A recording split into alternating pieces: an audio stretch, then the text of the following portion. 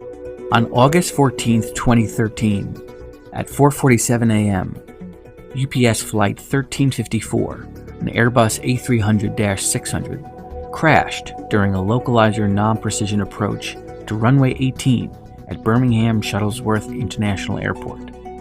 Both the captain and first officer died. In every investigation, the NTSB looks at the humans, the machine, and the environment.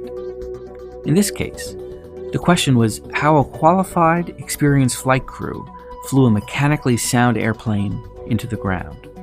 This flight started out as any flight as we would expect. The flight crew was communicating, they were following procedures, the takeoff, climb out, cruise portion of the flight was normal. It was during the approach that things really started to break down and the crew failed to follow procedures. Within an operation of an aircraft, there's always several layers of safety.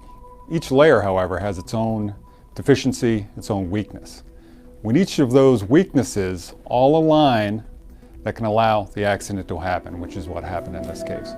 It was only in the air that they realized that the longer ILS-equipped runway was unavailable.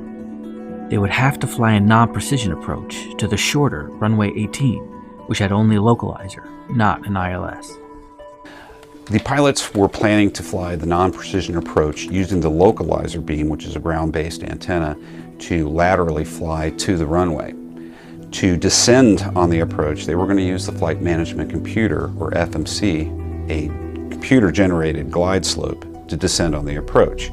When they got vectors for the approach, at that point in time, they needed to sequence the FMC. In other words, tell the computer that I am now flying the approach and I have a glide slope that I'm going to fly down to. They missed that step, so the computer was never programmed properly for the approach. We are viewing the flight crew's actions through the lens of a fatal crash, their worst day. But was there anything about this flight crew that suggested that they might normally miss such a critical step? These pilots were good pilots. We talked to crew members that had flown with the crew before to find out what their normal pattern was in the cockpit. Did they follow procedures? Did they communicate? Did they make good decisions? And everybody that we talked to said that they did. But they were having a bad day. There's several factors involved with that. Fatigue, time of night, the change in operations they had to do.